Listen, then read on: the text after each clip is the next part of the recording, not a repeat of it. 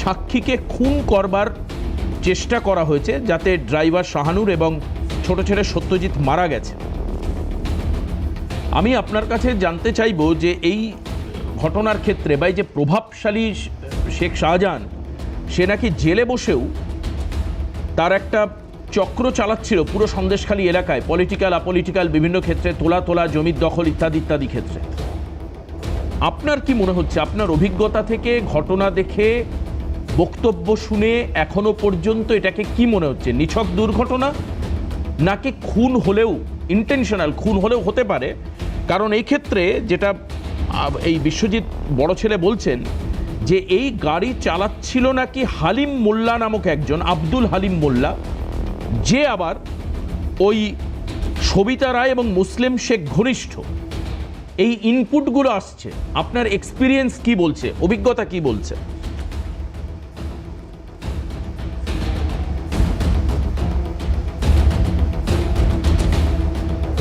দেখুন, যে ব্যাপারে কোনো রকম সন্দেহ নেই সেটা হচ্ছে ভোলানাথ ঘোষ, তিনি শাহজাহান শেখের বিরুদ্ধে কোর্টে সাক্ষী দিতে যাচ্ছিলেন।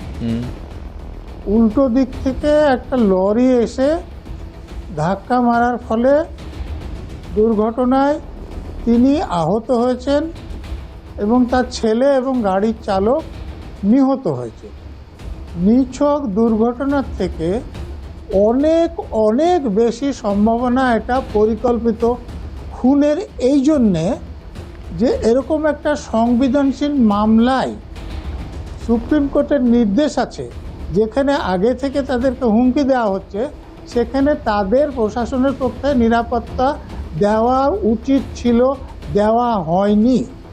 এবং এই ভোলানাথ ঘোষের গাড়ি গিয়ে ট্রাকে ধাক্কা দেয়নি, ট্রাক অন্য লেনে ঢুকে গাড়িকে ধাক্কা দিয়েছে।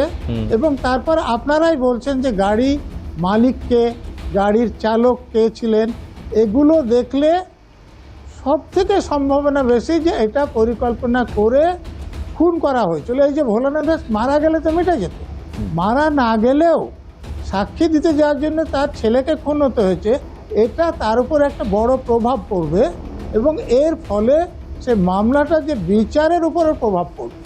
সেই জন্য প্রশাসন যদি সত্যি চায় যে মামলাটা সত্যিকার বিচার হোক, তাহলে কিন্তু ওই ভোলানাথ ঘোষের এর পরে যাতে আবার তার উপর এরকম চেষ্টা করে তাকে খুন না করা হয়, তাকে যাতে অন্তত এর পরেও নিরাপত্তাটা দেওয়া হয় এবং তিনি সাক্ষীটা দিতে পারেন, তার ব্যবস্থা করা হয়।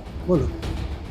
একদম। আমি আপনার এই অবস্থান নিয়ে সম্রাটদার কাছে আসবো। সম্রাটদা, বিশ্বজিৎ ঘোষ বলছে গ্রেপ্তার হওয়ার প্রায় 1.5 বছর পরে একটাই রাত চলে সন্দেশখালিতে, যেটা হচ্ছে শেখ শাহজাহান রাজ। আপনি চাইলে আমি বাইকটা আবার শোনাতে পারি, কিন্তু আপনি হয়তো শুনেছেন। 1.5 বছর পর, গ্রেপ্তারের পর, কি করে শাহজাহান রাজ চলে? আমার দ্বিতীয় প্রশ্ন আপনার কাছে, একজন সাক্ষীর নিরাপত্তা দেওয়ার দায়িত্ব কার? এই জায়গায় কি কর্তব্যের গাফিলতি হয়েছে বলে মনে হয়? এত একটা হাই সেন্সিটিভ একটা মামলা, যেখানে একাধিক অভিযোগ, জমি লুট, রেশন লুট, ইডির উপরে হামলা এবং নারীদের প্রতি শ্লীলতাহানি, high profile criminal Sheikh Shahjahan. প্রথম কথা হলো যে বাইকটা আমি শুনেছি, নজরুলবাবু শোনেন। নজরুলবাবু শুনলে জানতেন যে ভোলানাথ ঘোষ আজকে সাক্ষী হিসাবে নয়, অভিযুক্ত হিসাবে যাচ্ছিল, কারণ তার বিরুদ্ধে আজকে মামলা ছিল। আজকে শাহজাহানের মামলার কোনো সাক্ষী হিসাবে তিনি কোর্টে যাচ্ছেন। কিন্তু উনি তো সাক্ষী ছিলেন, সাক্ষী ছিলেন, কিন্তু নজরুলবাবু যেটা বললেন তারপরে ভোলানাথ কোন পারপাসে যাচ্ছে সেটা তো বড় কথা। উনি যেটা বললেন, উনি যেটা বললেন, নজরুলবাবু যেটা বললেন সেটা বলছি। নজরুলবাবুর কথাও আমার উপর বসেই যাবেন, না, বলতে দাও। তোমার কথা সূত্র ধরে আসি, ফিল্মি কায়দা, যে কোনো দুর্ঘটনা তো ফিল্মি কায়দা হয়। প্রথমেই স্বীকার করি একটা দুর্ঘটনা আজকে ঘটেছে, দুর্ভাগ্যজনক। কিন্তু এটা দুর্ঘটনা নাকি খুন, তদন্ত সাপেক্ষ। খুব পরিষ্কারভাবে বলি, তদন্ত সাপেক্ষ। শাহজাহান কার হেফাজতে আছে, কাদের হেফাজতে? নিশ্চয়ই পশ্চিমবঙ্গের জেলে আছে, কিন্তু কাদের হেফাজতে আছে? হেফাজতটা সিবিআই যদি মনে করত শাহজাহান জেলে থেকে এখনো অন্যায় অত্যাচার করছে, সমান্তরাল প্রশাসন জেলে বসে চালাচ্ছে বা মোবাইল ফোনে কারুর সাথে কথা বলছে, তা সিবিআইয়ের দায়িত্ব ছিল না মোবাইল ফোনটা কেড়ে নেওয়া? হেফাজতে রেখে কি করছিল? সন্দেশকারীতে সন্দেশ খাচ্ছিল। ঠিক যেরকমভাবে কেষ্টমণ্ডল ল্যাংচা খেতে শক্তিগড়ের ল্যাংচা হবে ঢুকেছিল। আমি তাই তো? এবার দ্বিতীয় কথা বলি। দ্বিতীয় কথাতে হচ্ছে সিবিআইয়ের এই দায়িত্বটা ছিল। এরকম অনেক ক্ষেত্রে আমরা দেখেছি বিভিন্ন রাজনৈতিক ব্যক্তিত্ব তাদেরকে যখন গ্রেপ্তার করা হয়েছে, বাংলায় তারা প্রভাবশালী বলে তাদেরকে উড়িষ্যার জেলে নিয়ে চলে যাওয়া হয়েছে, যে এই বাংলার জেলটার থেকে উড়িষ্যার জেলে তাদেরকে আরও কড়া শাসনে রাখা যাবে। তা শাহজাহান যদি দীর্ঘদিন ধরে প্রায় দীর্ঘ 18 মাস ধরে জেলে এই কাজগুলো করে থাকে এবং নিয়মিত তাকে যারা জেরা করছে সেই সিবিআই, তারা তাকে অন্য জেলে স্থানান্তরিত করলো না কেন? শাহজাহানকে তো অনেক আগেই বহিষ্কার করেছে তৃণমূল কংগ্রেস। এবং সর্বোপরি একটা কথা যেটা বলা বাহুল্য, ফরেনসিক তদন্ত করছে, তোমরাই দেখাচ্ছ। দুর্ঘটনা হতে পারে, আবার পরিকল্পিত হত্যা হতে পারে, সেটা পুলিশ বা প্রশাসন তদন্ত করবে। তার তদন্তের পরে আমরা একটা সিদ্ধান্তে কিন্তু পৌঁছব। প্রশ্ন হচ্ছে যে পুলিশ নিরাপত্তা দেওয়ার দরকার ছিল একজন সাক্ষীকে, যে পুলিশ নিরাপত্তা দিতে পারলো না, সে এখন তদন্ত করে সঠিক তথ্য বার করবে, এটাই বা আপনি আশা করছেন কি করে? তুমি আবার একটা কথা বলছো যে এই যে পুলিশের সাক্ষীকে নিরাপত্তা দেওয়ার কথা, তুমি আমাকে দেখাও তো কোথায় একবার সিবিআই পুলিশের কাছে আবেদন করেছে সাক্ষীকে নিরাপত্তা দেওয়া প্রয়োজন? মামলাটা কাদের?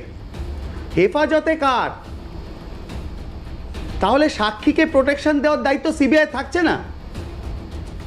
কোথায় সিবিআই পুলিশকে আবেদন করেছে পুলিশ নিরাপত্তা দেয়নি? আমি একটু তন্ময়দার কাছে যাই। তন্ময়দা, এই ক্ষেত্রে আমরা দেখেছিলাম এনসিডব্লিউ তারা সন্দেশখালিতে গেছিল, এমনকি স্মৃতি ইরানি কেন্দ্রীয় মন্ত্রী তিনি একাধিকবার সন্দেশখালিতে মেয়েদের উপর অত্যাচারের প্রসঙ্গ এনেছিলেন। এনসিডব্লিউ গিয়ে সেখানে তদন্ত করলো, মানে তারা ঘুরে দেখলো, মানুষের সঙ্গে কথা বলল, রিপোর্ট নিল। সেই রিপোর্ট এখনো পর্যন্ত মানুষের কাছে পৌঁছয়নি।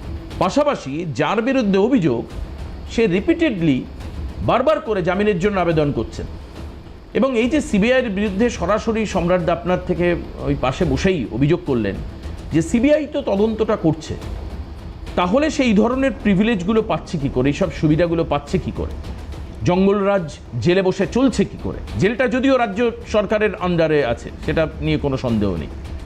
দেবাশিস, আমি এটা কতগুলো আপনার কাছে আসবো, কিন্তু তার আগে একটা বিরতি নিই তন্ময়দা। বিরতির পর ফিরে আপনার কাছে ঠিক এই প্রশ্নগুলোরই উত্তর নেব।